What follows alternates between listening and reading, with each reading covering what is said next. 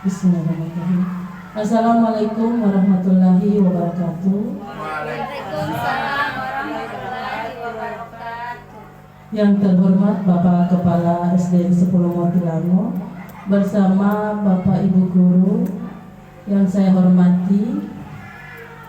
Pertama-tama marilah kita mengucapkan puji syukur kehadirat Allah Subhanahu wa taala karena dengan izinnya lah kita bisa dapat berkumpul di acara ini. Yang pertama, saya buka acara dengan basmalah, Bismillahirrahmanirrahim. Cara kedua, sambutan dan pembinaan dari Bapak Kepala SDN 10 Motilano kepada Bapak disilakan.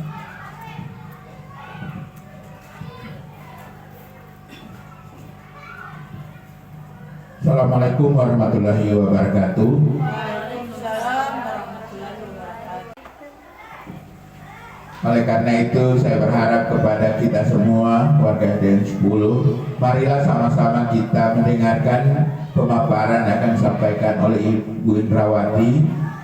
Mudah-mudahan apa yang disampaikan sehubungan dengan budaya positif ini akan dapat meningkatkan kegiatan untuk pembelajaran kita di SDN 10 Motilano. Dan dengan melafazkan basmalah, Bismillahirrahmanirrahim, kegiatan diseminasi pemahaman dan penerapan pengalaman budaya positif di SDN 10 Motilano saya nyatakan dimulai dengan resmi. Sekian, Assalamualaikum warahmatullahi wabarakatuh. Waalaikumsalam warahmatullahi wabarakatuh. Terima kasih Pak.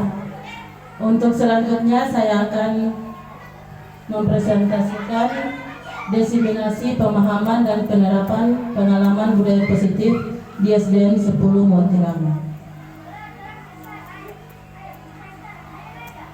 Konsep inti budaya positif yaitu definisi budaya positif merupakan perwujudan dari nilai-nilai atau keyakinan universal yang diterapkan di sekolah. Budaya positif diawali dengan perubahan paradigma tentang teori kontrol. Selama ini barangkali kita sebagai guru merasa berkewajiban mengontrol perilaku siswa agar memiliki perilaku yang sesuai dengan yang diharapkan. Konsep inti budaya positif yang pertama, perubahan paradigma belajar. Yang kedua, disiplin positif. Yang ketiga, teori motivasi perilaku manusia. Yang keempat, keyakinan kelas. Kelima, hukuman dan penghargaan. Keenam, kebutuhan dasar manusia. Ketujuh, posisi kontrol guru. Kedelapan, segitiga restitusi.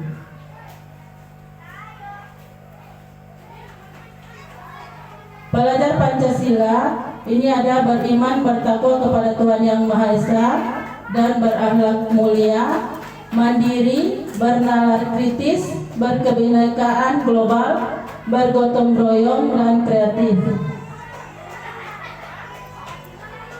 Miskonsepsi tentang teori kontrol.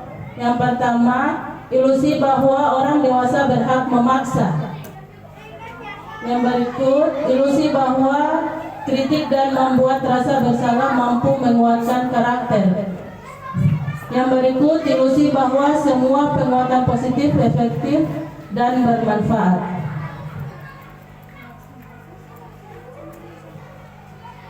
Mengubah paradigma stimulus respon ke pendekatan teori kontrol, yaitu yang pertama stimulus respon tentang dunia, yaitu realitas atau kebutuhan kita sama, dan teori kontrol tentang dunia, realitas kebutuhan kita berbeda. Jadi ada yang sama, ada juga yang berbeda ya. Yang berikut, semua orang melihat hal yang sama, namun ada beberapa orang, setiap orang itu memiliki gambaran yang berbeda. Kita mencoba mengubah orang agar berpandangan sama dengan kita. Yang berikut, kita berusaha memahami pandangan orang lain tentang dunia. Perilaku buruk dilihat sebagai suatu kesalahan. Semua perilaku memiliki tujuan. Orang lain bisa mengontrol saya, hanya Anda yang bisa mengontrol diri Anda. Saya bisa mengontrol orang lain, Anda tidak bisa mengontrol orang lain. Pemaksaan ada pada saat bujukan gagal. Yang ini kolaborasi dan konsensus menciptakan pilihan-pilihan baru. Model berpikir menang atau kalah, model berpikir menang dan menang. Tidak ada yang mau kalah ya. Ini ada disiplin positif. Apa yang dimaksud dengan disiplin yang positif? Secara umum, disiplin positif adalah suatu pendekatan untuk menerapkan disiplin dari dalam diri anak tanpa hukuman, dan hadiah disiplin positif perlu diterapkan baik dalam lingkungan keluarga maupun lingkungan sekolah. Apa contoh berdisiplin positif? Yaitu bersikap baik dan tegas. Apa perbedaan disiplin dan disiplin positif? Disiplin positif merupakan pendekatan mendidik anak untuk melakukan kontrol diri dan pembentukan kepercayaan diri. Disiplin berbeda sama sekali dengan hukuman, meskipun disiplin sering diterapkan dengan menggunakan teknik hukuman. Apa tujuan disiplin positif? Dengan disiplin membuat anak menjadi mempunyai integritas. Selain bisa memikul tanggung jawab, dapat memecahkan masalah dengan baik, cepat dan mudah. Seorang anak akan bisa mempunyai pola hidup yang teratur dan dapat mengelola waktu yang dimilikinya dengan baik. Yang berikut, nilai-nilai kebajikan. Nilai kebajikan adalah sifat positif manusia yang merupakan tujuan mulia yang ingin dicapai setiap individu. Nilai tersebut bersifat universal dan lintas bahasa, suku, bangsa, agama maupun latar belakang. Ini nilai kebaikan, nilai-nilai kebajikan. Berikut ada contohnya. Profil pelajar Pancasila. Profil pelajar Pancasila adalah kumpulan karakter dan kompetensi yang diharapkan dicapai oleh peserta didik berdasarkan nilai-nilai luhur Pancasila. Ini ada Ibu Primary Years Program atau PYP. Program Pendidikan Dasar PYP adalah program berbasis inquiry yang dirancang untuk mendukung setiap siswa dengan pengetahuan, keterampilan, dan sikap untuk menjadi pembelajar aktif. Menstabilkan identitas. Kita harus mampu meyakinkan mereka dengan mengatakan kalimat seperti, contohnya ya, yang pertama, tidak ada manusia yang sempurna, nak. Semua punya kesalahan. Ketika seorang dalam kondisi emosional, maka otak tidak akan berpikir rasional. Saat inilah kita menstabilkan identitas anak. Anak kita bantu untuk tenang dan mencari solusi tentang permasalahan yang dia alami. Memvalidasi tindakan. Langkah kedua adalah memvalidasi tindakan yang salah. Konsep langkah kedua adalah kita harus memahami kebutuhan dasar yang mendasari tindakan anak tersebut. Anak tersebut yang berbuat kesalahan.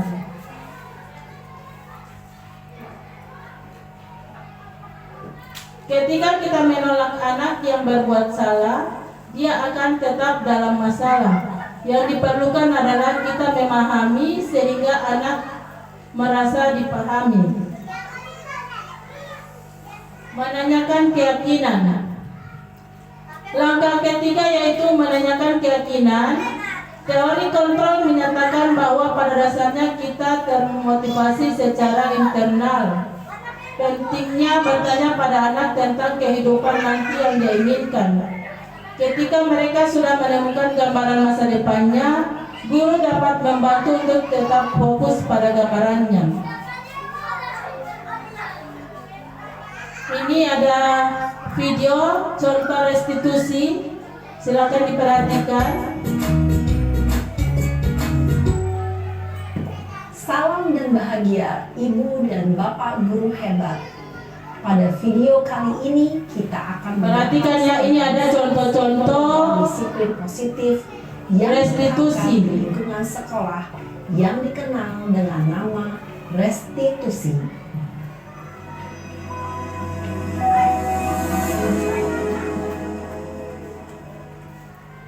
Restitusi dikembangkan oleh pakar pendidikan Diane Gosling, berlandaskan pada teori kontrol Dr. William Blaser.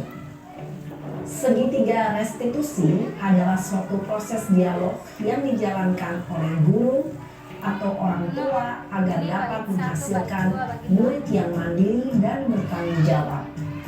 Pada saat guru di posisi manajer, aspek yang dikembangkan pada murid adalah motivasi intrinsik, sehingga penanaman nilai-nilai kebajikan dapat tumbuh dan berkembang menjadi suatu kebiasaan positif yang akhirnya membentuk karakter murid. Proses dialog ini terdiri dari 3 langkah yang digambarkan pada ketiga sisi pada segitiga restitusi. Sisi pertama adalah menstabilkan identitas. Sisi yang kedua adalah validasi tindakan yang salah. Dan sisi yang ketiga adalah menanyakan keyakinan. Ibu dan Bapak guru, berikut ini akan ditunjukkan bagaimana seorang guru berada dalam posisi manajer menggunakan penerapan segitiga restitusi. Ini ada contoh ya, perhatikan. Ini ada anak yang diundang oleh guru. Siang Sarah, Siang Pak. sudah lama nggak ketemu Sarah? Kenapa hari ini ada di sini? Kesel Pak, kesel banget. Masa aku dikatain tukang fitnah Pak? Ya aku marah lah. Aku balik ngatain Eka di depan kelas. Kesel banget. Oh begitu. Ya pasti kamu marah dan kesal. Bapak juga akan marah apabila ada yang menuduh Bapak seperti itu. Kemudian pada saat itu kamu mau melakukan apa? Ya saya langsung ngatain Eka lah Pak. Kesel banget. Saya bentak-bentak dia depan teman-teman lain. Oh begitu. Pasti kamu melakukan seperti itu karena suatu alasan tertentu bukan? Iyalah, masa saya diam saja Pak? Ya saya bela diri lah. Masa saya dituduh tukang fitnah? Ya wajar lah. Mempertahankan harga diri itu sesuatu yang penting buat kamu. Untung kamu tidak bertindak lebih gegabah lagi. Hanya membentak-bentak. Iya Pak. Untung saya masih bersabar dan hanya membentak saja. Sudah gemes padahal. Saya pasti bela diri lah. Ya pasti ya. Tapi kamu memilih untuk tetap bertahan dan bersabar. Kamu memilih untuk tidak berbuat lebih parah lagi bukan? Iya. Nah, sekarang coba kita lihat lagi tindakan kamu yang bentak-bentak Eka di kelas. Tindakan kamu itu kira-kira sesuai dengan keyakinan kelas atau prinsip kamu tidak? Enggak lah Pak. Capek Pak jadi pemarah. Jadi keyakinan atau prinsip mana yang kurang sesuai dengan keinginan kamu? Ya, saya sebenarnya sangat menghargai orang lain. Mungkin saat itu saya menjadi emosi. Jadi tidak menunjukkan sikap itu. Kamu meyakini tidak? Menghargai orang lain itu penting buat kamu. Yakinlah Pak. Iya, setuju. Kita harus saling menghargai. Namun, ada juga keyakinan yang kita sepakati yang perlu kita jalankan apabila kita sedang marah, bukan? Ya, saya bisa lebih proaktif. Mulai dengan diri sendiri. Saya bisa jadi lebih bersabar, mengambil waktu jeda untuk berpikir mau apa selanjutnya. Kira-kira kamu bersedia memperbaiki masalah ini tidak? Bersedia Pak. Kalau kamu memperbaiki masalah ini, kamu akan menjadi orang seperti apa? Saya akan menjadi orang yang bertanggung jawab kali ya Pak. Dan senantiasa proaktif. Iya, menurut kamu bagaimana rasanya menjadi orang seperti itu? Ya nyaman lah. Bangga bisa bersabar dan menahan diri. Baiklah kalau begitu. Yuk kita pikirkan bagaimana memperbaiki masalah ini.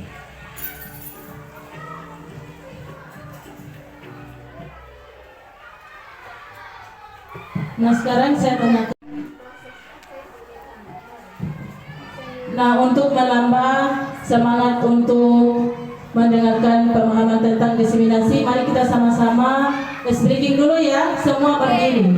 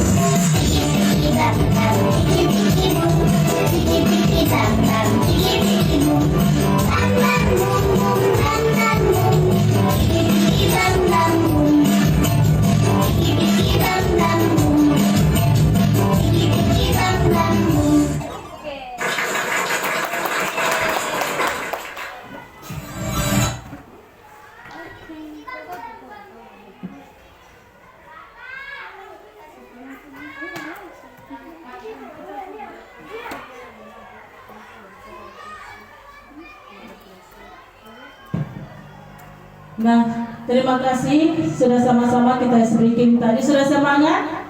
Masih semangat? Nah, sebelum menutup pendekatan disiplin ini, ada yang bisa merefleksikan pembelajaran kita pada hari ini? Ibu Paramita, silakan. Baik, terima kasih Bu Indra. Terkait budaya positif yang kita sudah laksanakan di SDN 10 Motilango, dan alhamdulillah di kelas 5 itu sendiri saya sudah menerapkan bagaimana segitiga restitusi. Sebagaimana yang kita sudah saksikan bersama, segitiga restitusi itu sangat bermanfaat untuk menyelesaikan permasalahan anak. Contohnya untuk anak yang sering terlambat. Sebagai guru, kita tidak bisa langsung menyalahkan anak, ya, karena kita tahu bersama bahwa sebelum berangkat ke sekolah mereka punya situasi dan kondisi yang kita tidak ketahui, bahwa sebelum berangkat mereka harus mengerjakan tugas A, B, dan C. Ya, jadi sebelum menghakimi mereka seharusnya kita sebagai guru harus mengetahui apa yang melatar belakangi bahwa si anak ini terlambat. Ya, kita sebagai guru tidak bisa langsung menghukum, tetapi bagaimana caranya kita untuk lebih melakukan pendekatan terhadap anak, dan bagaimana kita menyelesaikan permasalahan anak yang terlambat tadi dengan tidak menghukum, tetapi bagaimana kita menjadi manajer untuk anak itu sendiri. Terima kasih. Ya, terima kasih untuk Ibu Paramita. Ada lagi yang bisa merefleksikan pembelajaran kita? Nah, sudah pas semua? Ya. Nah, sekarang kita menutup pembelajaran ini. Pendekatan disiplin positif yaitu menitik beratkan pendekatan positif tanpa kekerasan. Ya, jadi jangan ada kekerasan. Yang berikut memotivasi. Jadi anak ini kita beri motivasi. Yang berikut merefleksi kesalahan. Maksudnya kita tanya dulu apa kesalahannya. Jangan langsung kita bentak atau kita langsung tuduh dia yang macam-macam, padahal kita tidak tahu apa kesalahannya. Yang berikut menghargai. Walaupun dia sebagai siswa, kita tetap harus juga menghargai dia. Yang berikut membangun logika. Dan yang keempat bersifat jangka panjang. Ya, jadi dengan berakhirnya tadi kita selamat melakukan refleksi untuk kita semua, ya. Jadi harus bahagia. Walaupun beberapa anak yang mempunyai karakter yang berbeda, tapi kita sebagai guru tetap harus membelajarkan bagaimana yang terbaik untuk siswa itu, ya.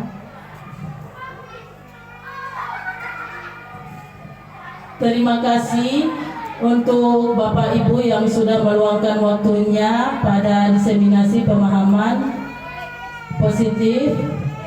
Nah, untuk waktu dan tanggapannya saya ucapkan terima kasih.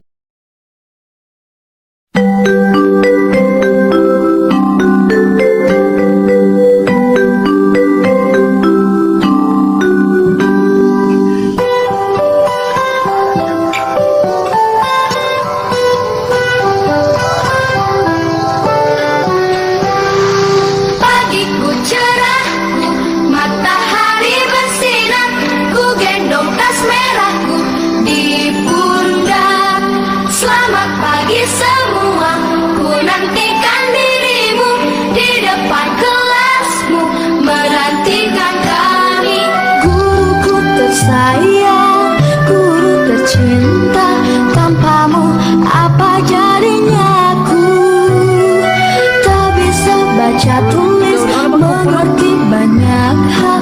Guruku terima kasih.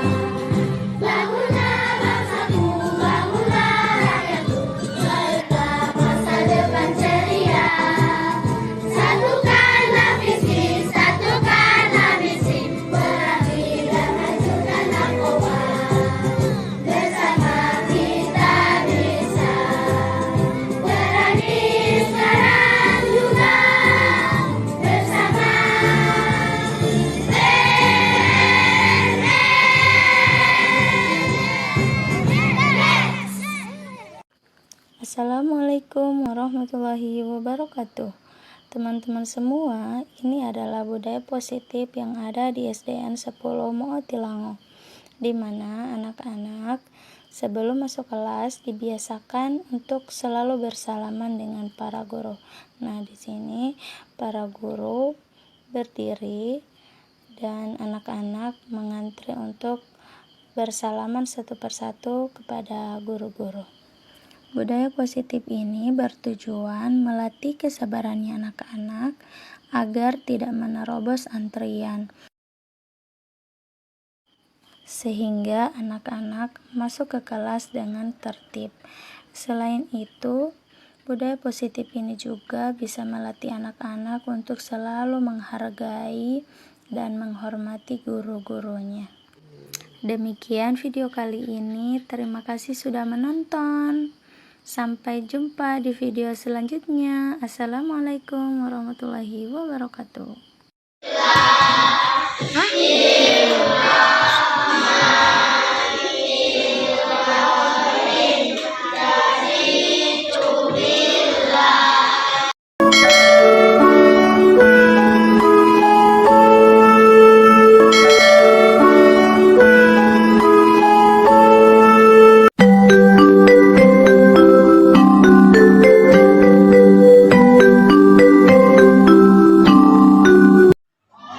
Radit tahu tidak mengapa ibu undang ke sini?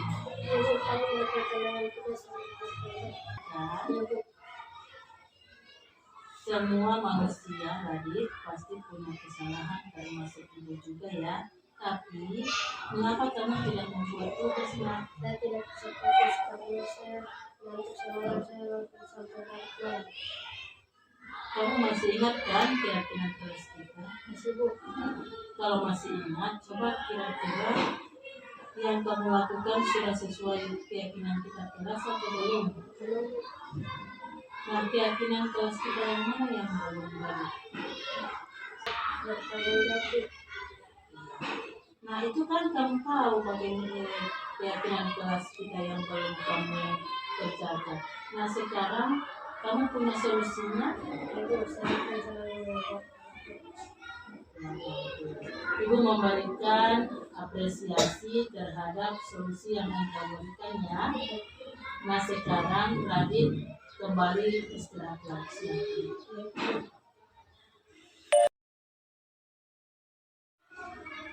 Nasifa, ibu tahu tidak ibu mengundang Nasifa ke sini? Ya Bu, karena tadi saya dapat terlambat. Apakah kemarin terlambat juga datang ke sekolah? Nasifa, semua orang pasti punya kesalahan ya, termasuk ibu juga punya kesalahan. Tapi mengapa kamu hari ini terlambat lagi? Semalam saya menunggu sampai lama dan akhirnya saya lalu istirahat. Kamu masih ingat kan keyakinan kelas kita? Kira-kira yang kamu lakukan sesuai keyakinan kita kelas, keyakinan kelas kita belum? Nah, keyakinan kelas kita yang mana yang belum? Itu kan kamu tahu. Apa kamu punya solusinya?